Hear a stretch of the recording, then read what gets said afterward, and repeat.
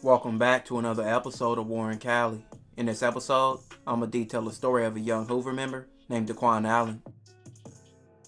D.Allen would face the life of many young kids growing up in the hood would face, surrounded by violence and a poverty-ridden community that was full of crime and influences who were into the fast life, which were gang members.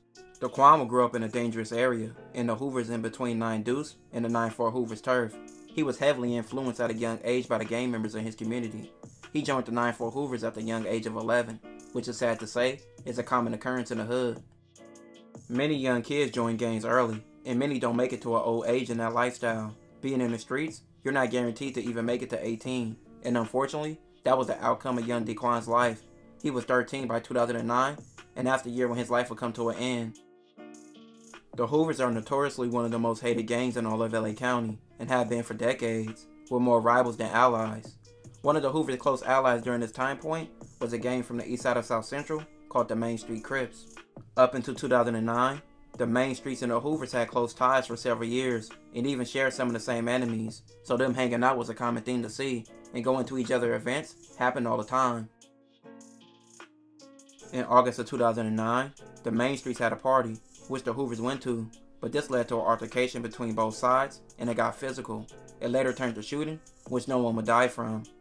Many thought this situation could be fixed and it could be settled, but it would be the opposite, and it would lead to a war that has been going on for over a decade, and this will also lead to D.Allen's death at the age of 13, and him being the first death in this war.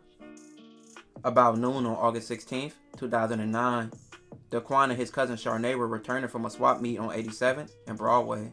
Charnay was wearing an orange hoodie, and D.Allen had an orange bandana out his pocket. They were walking on Broadway towards 89th Street when Charnay saw a man approaching them. Charnay wondered who he was since he never seen him before. The man had on a white shirt, blue jeans, and a hoodie. Charnay and D.Allen were walking by a party supply store when the guy walked up to him and asked D.Allen where was he from. D.Allen said, 9-4 Hoover. The guy replied, "Oh yeah, is that right?" and pulled out a gun from his waist. D.Allen and Charnay started running away. As Charnay was running, she heard 5 shots. She looked back and saw D.Allen was on the ground. He had 2 holes in his chest. Charnay then ran inside the party supply store and called 911. D.Allen was later found laid out on the ground with 4 gunshot wounds. He later died from his injuries. Besides Charnay, there were 2 other witnesses who seen the shooting. They would later testify. One of the witnesses was named Alexis. He was driving on Broadway when he saw D.Allen and the older guy standing on the corner of 88th Place and Broadway. They were facing each other at a distance of 3 feet. Alexis continued on his way, then he heard gunshots. Alexis said he made a series of turns and came back to 88th Place. He said he saw the guy running, and he looked like he was running for his life. A white car drove up fast and passed by Alexis. Before Alexis could reach Broadway, he looked in his rearview mirror. He saw the guy jump into the white car. Alexis drove on and saw D.Allen on the ground crying. Another person named Angela was in front of her house on 88th Place when she heard about 5 or 6 shots. The shots were coming from the corner of Broadway and 88th Place. Angela went to the corner where she saw a guy walking towards her. She saw the guy had his right hand under his shirt and was holding a gun. The shooter crossed the street, and when a white car arrived, the shooter got inside the car and drove off, but not before Angela had seen the last 3 numbers of the license plate. The white car was later spotted that day around 11:15. Police were assigned to D.Allen's murder case, and they went to the territory of the Main Street Crips looking for leads. That's when they found the white car. The car was later stopped by the police. The driver of the car was a man named Kenneth. He was a known member of the Main Street Crips. Kenneth was driving with a suspended license, so the police impounded the car. Once the police had the car, they examined the car for evidence. A man named Christopher's fingerprints were found on the tequila box in the car.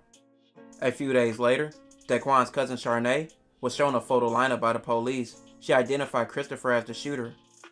Just 3 days after the shooting, a candlelight was held for D.Allen on August 19th. Police say a rival gang member believed to be from Main Street walked up to mourners and started shooting. 2 women and 1 man were hit, but all survived. Shortly after D.Allen's death, Hoover members went into Main Street Crips territory and killed a Main Street member and shot another. So the shooting at D.Allen's candlelight was revenge in a cycle that would never end. Christopher was later arrested at his home on August 28, 2009. Several factors led to his arrest, like several witnesses identifying him as the shooter, and also his cell phone placing him to the crime when D.Allen was murdered. For killing D.Allen, Christopher will later receive 50 years to life.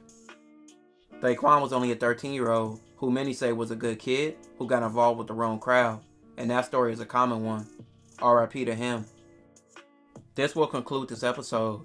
If you haven't already, check out my previous episodes. Don't forget to like, comment, and subscribe.